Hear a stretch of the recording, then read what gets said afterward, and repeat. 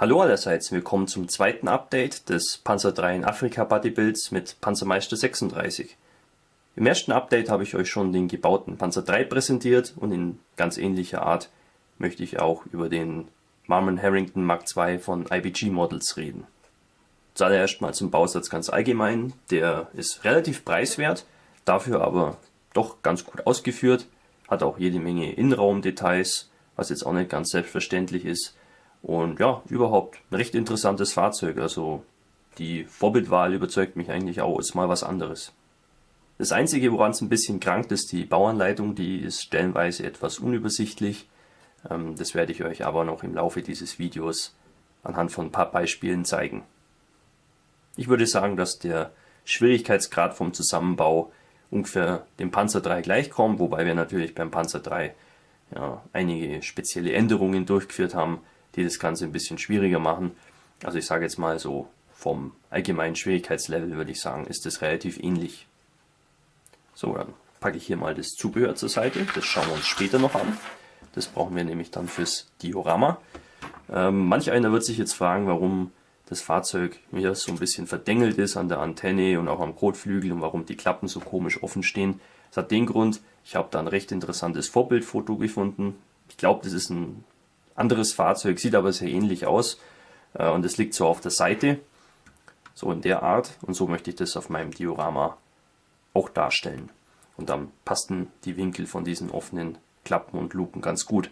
Das ist mal was anderes, ich habe schon viele Panzerwracks so für Dioramen gebaut, aber jetzt mal so ein umgestürztes Fahrzeug, das ist mal was anderes. Der Grund dafür ist, ja, die Unterseite ist doch ziemlich detailliert an dem Ding und das möchte ich einfach mal ein bisschen ausnutzen. Und da ist auch der Zusammenbau relativ kompliziert. Der Motor ist sehr schön detailliert, den können wir auch von vorne ganz gut sehen und auch von oben, weil diese ganzen Klappen offen sind und auch offen baubar sind. Das ist recht schön. Detaillierung ist hervorragend.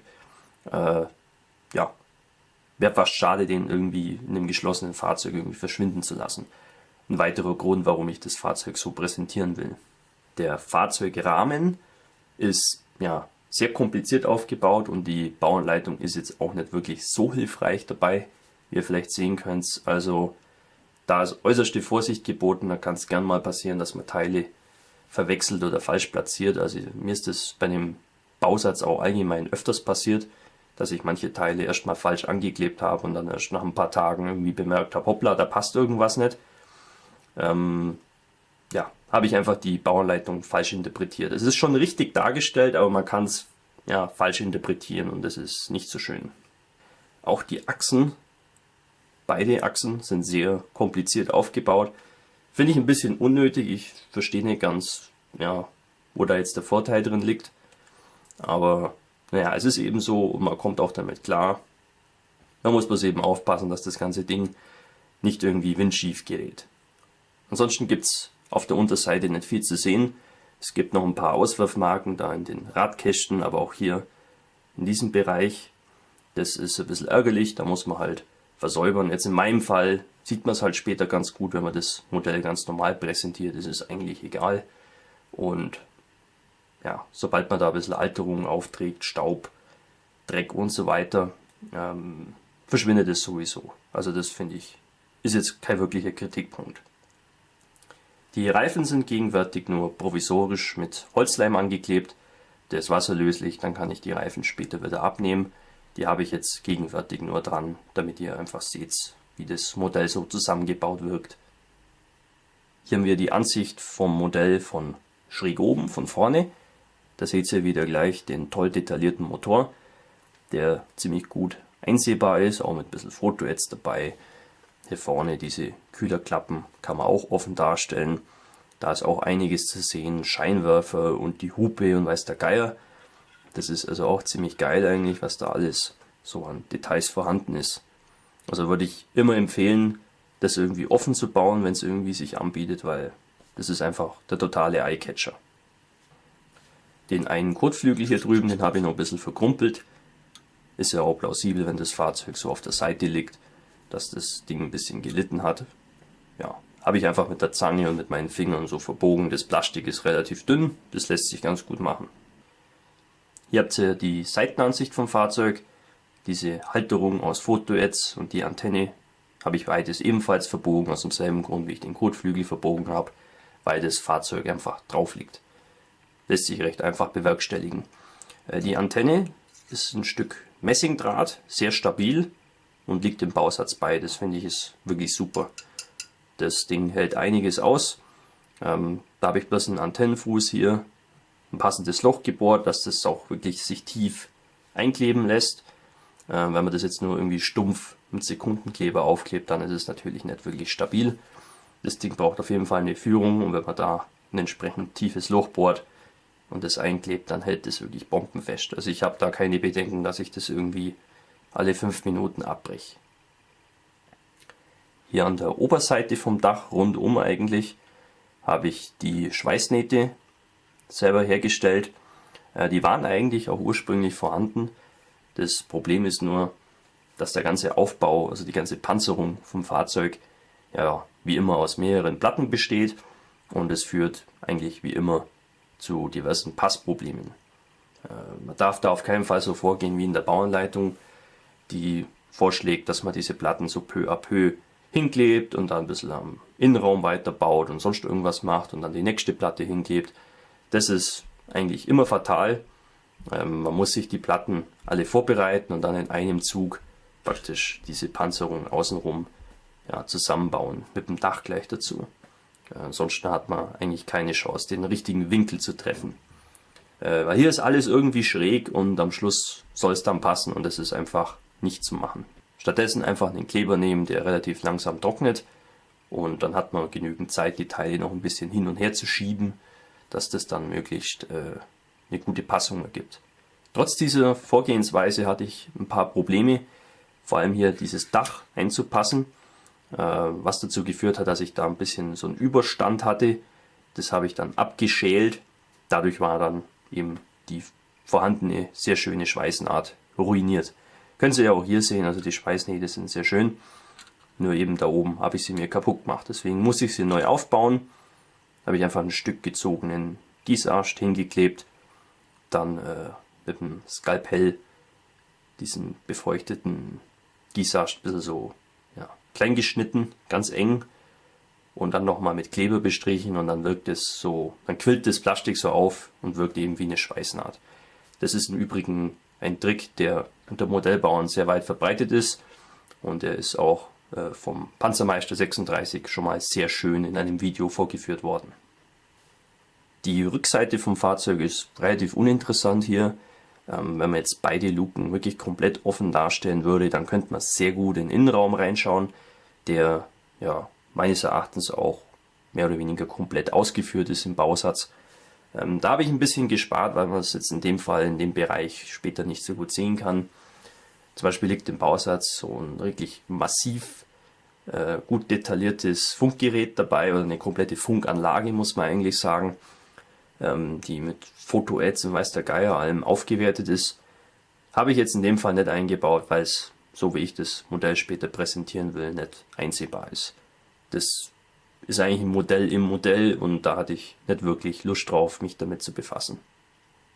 Hier dann noch die andere Seite vom Fahrzeug. Da gibt es eigentlich nicht viel zum Sagen. Es sind nicht wirklich viele besondere Anbauten außen irgendwie angebracht. Ich habe halt hier noch die Luke offen dargestellt. Die ist zwar innen jetzt nicht sonderlich detailliert, vielleicht gehört es aber auch so.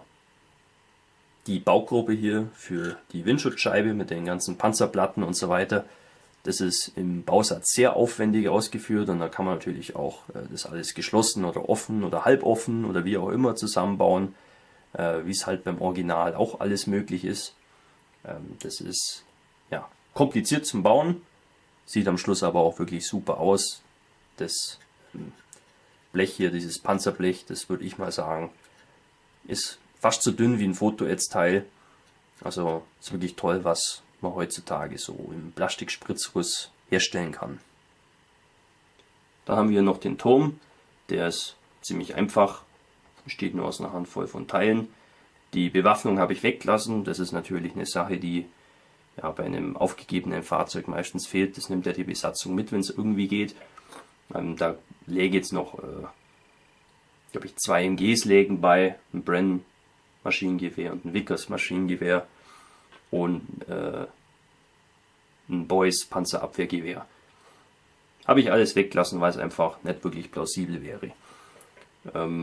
Ansonsten, ja, der Turm selber, also diese Schale, ist einteilig. Ist ganz gut, dass man dann wieder mit irgendwie 2 Hälften irgendwie arbeiten muss, die man dann irgendwie verschleifen muss. Das ist hier nicht der Fall. Das ist einfach, ja, eine Tonne sozusagen. Kommen oben 2 Luken ran, vorne die Panzerplatte und das war es eigentlich schon. Das sind jetzt noch ein paar Zubehörteile, die ich noch nicht angeklebt habe. Die möchte ich separat bemalen. Aus demselben Grund eigentlich wie beim Panzer 3. Der Ersatzreifen zum Beispiel, ja, ist eigentlich sinnvoll, nachdem das Fahrzeug dieses relativ komplizierte Counter-Scheme-TAN-Muster bekommt, für das ich im Übrigen von Live Color hier dieses Farbset verwenden möchte. Ja, bleibt der erstmal separat. Dann noch aus dem Bausatz hier so ein Spaten und 2 so Boxen. Eignet sich einfach ganz gut, um sie neben dem Wrack zu verstreuen. Und hier diese beiden braunen Teile, die sind eigentlich von ICM aus einem, ja, Zubehörset für den Ersten Weltkrieg.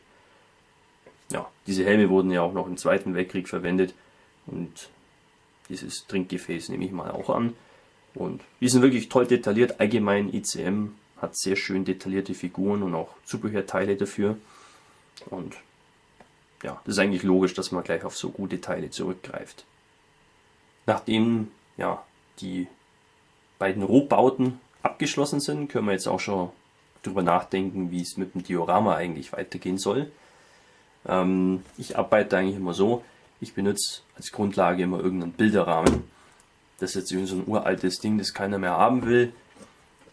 Das eignet sich eigentlich ganz gut als Grundlage, nachdem es schon schön rechteckig ist und auch die passende Größe hat. Das werde ich dann noch mit Balsaholz verblenden und so weiter, mit Styropor dann noch ein bisschen aufbauen, dass es einfach ein bisschen mehr Volumen bekommt. Ja, aber grundsätzlich, das ist mal so die Grundfläche, mit der ich arbeiten will. Hier könnt ihr dann sehen, wie ich das Ganze arrangieren will. Hier soll irgendwie eine Straße sein oder ein Weg, auf dem der Panzer 3 vorrückt. Daneben, ja, vielleicht ist da auch so eine Senke oder irgendwie ein Graben. Ja, da liegt dann eben der englische Radpanzer drin. Die Besatzung hat angehalten, einer ist auch ausgestiegen, schaut an, was da so rumliegt. Die anderen beiden schauen zu, einer raucht noch eine Kippe. Finde ich, ist ausreichend. Mehr Figuren möchte ich da eigentlich nicht drauf packen. Ich finde jetzt, dass die Sahara-Wüste und ein Diorama dazu sich nicht wirklich dazu eignet, dass man das Ganze irgendwie überbevölkert.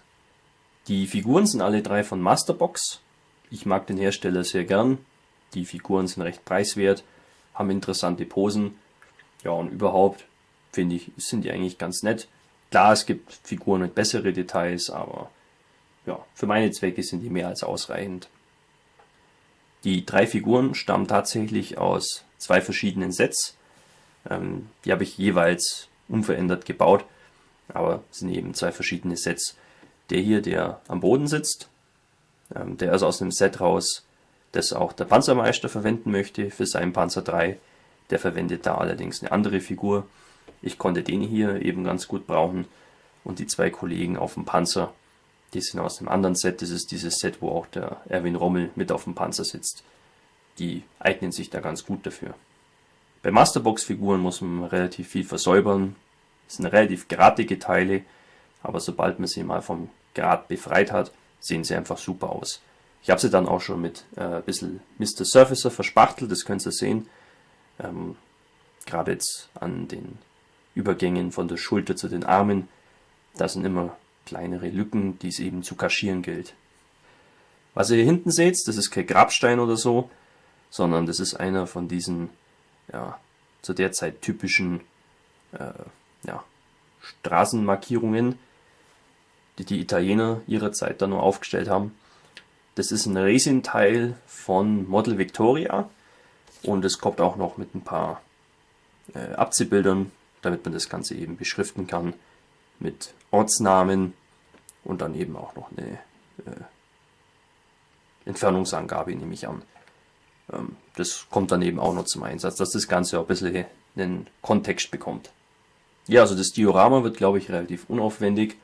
Einmal eine Straße, dann hier eine Senke mit Stein- und Geröllwüste. Also viel Bepflanzung und so weiter brauchen wir eigentlich nicht. Das finde ich eigentlich ganz gut an so Afrika-Dioramen, dass man da ja mit relativ wenig Material ziemlich schöne Dioramen bauen kann. Ich gehöre jetzt nicht zu den Leuten, die auf ihr Nordafrika-Diorama noch irgendwie 3-4 Palmen draufsetzen und am besten noch irgendwie eine ganze Oase drumherum bauen. Klar, Oasen existieren da und waren auch sehr wichtig in der Kriegsführung. Darum hat sich eigentlich alles gedreht. Aber die Hunderten von Kilometern dazwischen waren halt eben nicht so blühende Landschaften. Deswegen mag ich es ganz gern, wirklich eine sehr eintönige Geröllwüste zu bauen. So, und zum Schluss, bevor ich es vergesse, zeige ich euch noch ein Panzer III.